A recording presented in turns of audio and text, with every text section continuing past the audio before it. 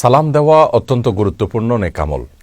কোরআনে কারীম আল্লাহ সুবহানাহু ওয়া তাআলা সূরা নূরের মধ্যে ইরশাদ করেছেন, ইয়া আইয়ুহাল্লাযীনা আমানু লা তাদখুলু বুয়ুতান গায়রা বুয়ুতিকুম হাত্তা তাস্তানিসু ওয়া তুসাল্লিমু আলা আহলিহা।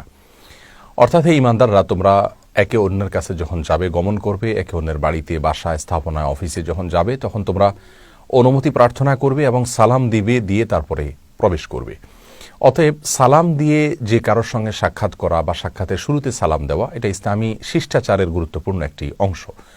যে ব্যক্তি সালাম দেন, আল্লাহ সুবহানাহু ওয়া তাআলা তাকে সালামের কারণে ন্যূনতম 10টি নেকি বা সওয়াব বা আখিরাতের কারেন্সি দান করে থাকেন এবং এটি বাড়তে বাড়তে 30 গুণ পর্যন্ত বৃদ্ধি হয়। আর আমাদের সমাজে যে ধারণা রয়েছে যে খাবার খাওয়া অবস্থায় সালাম দেওয়া যায় না বা নেওয়া যায় না, এটি ভুল ধারণা। আসলে সালাম যে কোনো স্বাভাবিক অবস্থায় দেওয়া যেতে পারে। খাবার খাওয়াও এমন একটি সময় যেখানে খাদ্য গ্রহণের সময় সালাম দেওয়াও যেতে পারে, নেওয়াও যেতে পারে।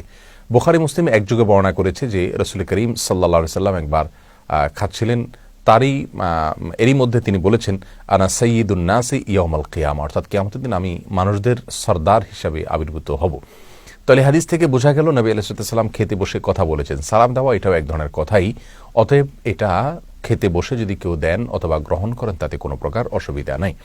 তবে এমন কিছু মুহূর্ত আছে যে মুহূর্তগুলোতে সালাম আদান প্রদান করা উচিত নয়। যেমন একজন ব্যক্তি ওযু করছেন, এই অবস্থায় সালাম আদান প্রদান করা উচিত নয়। কেউ টয়লেটে আছেন, এই অবস্থায় সালাম দেওয়া নেওয়া উচিত নয়, কারণ সেখানে আল্লাহ তাআলার নাম উল্লেখের বিষয় থাকে।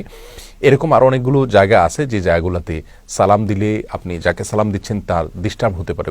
কথা কেউ গুরুত্বপূর্ণ কোনো হিসাব করছেন, ওই মুহূর্তে আপনি সালাম দিলে তার ডিস্টার্ব হতে পারে। কেউ ভারী কোনো কিছু বহন করছেন মাথার উপরে, অনেক কষ্টে আছেন, এই মুহূর্তে সালাম দিলে জবাব দেওয়াটা তার জন্য কষ্টকর হতে পারে। এরকম মুহূর্তগুলোতে সালাম না দেওয়ার পরামর্শ অনেক উলামায়ে কেরাম দিয়ে থাকেন। বিশেষ করে ইবনে মাজাহ সহ বিভিন্ন হাদিস থেকে এ ধরনের কিছু কিছু পরিস্থিতিতে সালাম না দেওয়ার কথা, টয়লেটে এবং ওযু করা অবস্থায় না দেওয়ার কথা বলা হয়েছে। টয়লেটে এক ব্যক্তি নবী আলাইহিস সালামকে সালাম দিয়েছেন, দেওয়ার পর তিনি বের হয়ে বলেছেন যে তুমি এই অবস্থায় সালাম দিবে না, যদি দাও তাহলে আমি তোমার সালামের জবাব দিব না। তাহলে এই সমস্ত পরিস্থিতি ছাড়া খাবার দাবার গ্রহণ এবং সাধারণ অবস্থাতে সালাম দেওয়া নেওয়াতে কোনো প্রকার অসুবিধা নাই।